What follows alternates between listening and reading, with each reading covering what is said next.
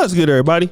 It's your boy, O'Shea Duke Jackson, back at it again with another episode of the Celebrity Junk. As you know, Just Pearly Things is trying to do a brand grift, not a brand shift.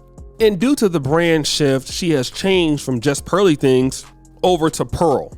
And, you know, let me just say this. She does have that Dusty podcast up there.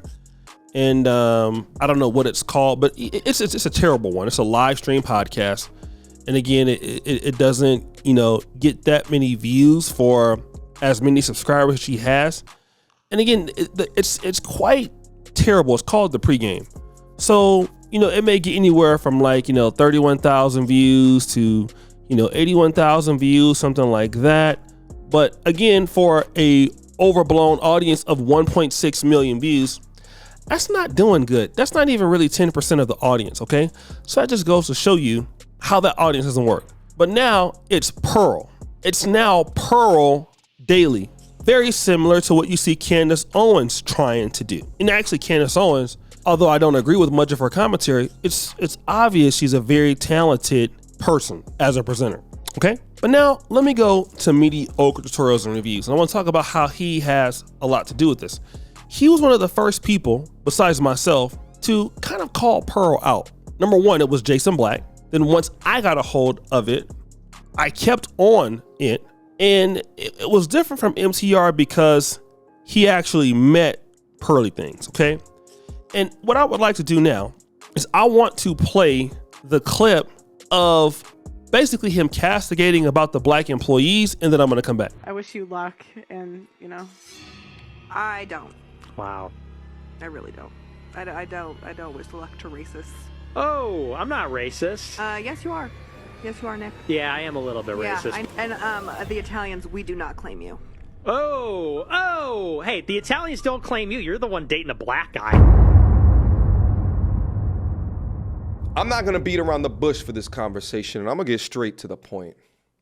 Pearl, you f***ed up. You knowingly invited a white supremacist and a self-proclaimed racist onto a platform which is primarily supported by, at least initially, and produced by black people. This comes across as insensitive to downright nasty. And I want to be clear, it's not just inviting said person to the conversation that's upsetting, because conversations with people who don't agree with each other or don't agree with a particular position, if done in a healthy way, can promote civil discourse.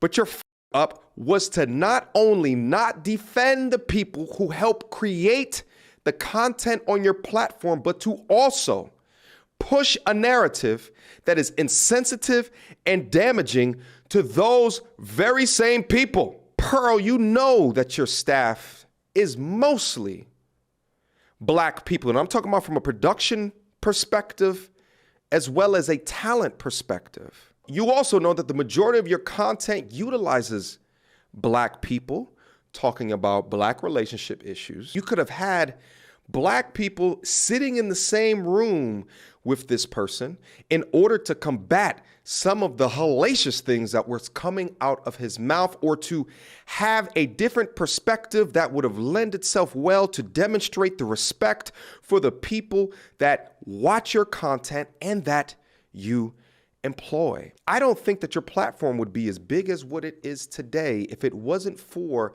the essential utilization of black people, black relationship topics, and black talent. So if you can remember, Just Pearly Things had a problem with this. And the reason why is like, she was like, listen, you don't care about my black employees. You don't call to check up on them. You don't send them any money. You don't do these things for them, okay? And this is when, you know, I think things were rocking for Pearly Things. In a way, she was at full steam. She had Auntie Jenny. She had just lost Sarah Garvey. King Riches, who was still, I would say at least producing a lot of content for her. He seems like he was there at the studio almost every day. It seemed like it was a match made in heaven for the time being.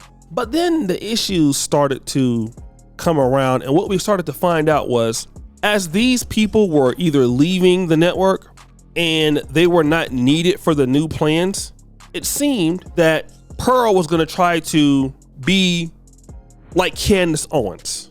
All right. So Pearl is going to go ahead and try to debate people. Pearl is going to go ahead and try to be an individual creator. But here's a problem. Just Pearly Things doesn't have that ability. Her ability is about grifting. It's about copying, what somebody said, salvaging talking points, and not really able to respond in her own position. She's not like somebody who's a good debater on here, like Dr. Umar, or even Leslie's like Tommy Sotomayor, who's a decent debater. That's not Pearl, because she doesn't have any real values that are undergirded anything that she actually believes. They're all ideas that are stolen. Okay. So now what you're going to see is, and I'm not going to reveal it now, as you see her going up against different people that are more intelligent and more bright and more political savvy, you're going to see the breakdown in her logic, because she's just not going to be competitive. Outside of Hafiz, who anybody can give that work to, she's just not going to be able to do it, right?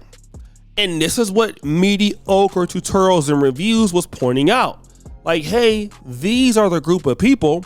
This black talent is what got you to a certain situation.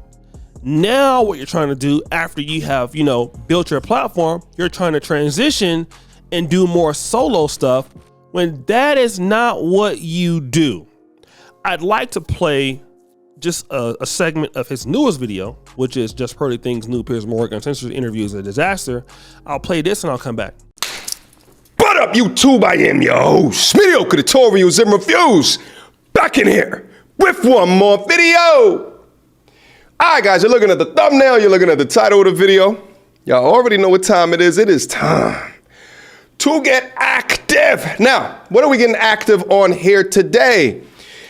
Pearl, I like to affectionately refer to as Just Modern Woman Things, has been doing a tour around the content circuit, actually, as she has been doing over the past several months. I think that the biggest difference now is that the tour seems to be a lot more right wing, a lot more conservative. It seems like she's going for a much more political audience. She's actually rebranded on her channel from Just Pearly Things now to just Pearl, which is genius if you think about it. And I'll explain to you exactly why, and especially within this season of her content creation career, that it's actually important. Anyway, she got re-invited to the Piers Morgan Uncensored show right up on here on YouTube. Now, she did another podcast with him, I believe about 2 or 3 weeks ago. I was vacationing at that time and didn't have the appropriate tools to be able to talk about it at this time. But again, she's back up there right now. So I figured, why not? Let's just go in and see kind of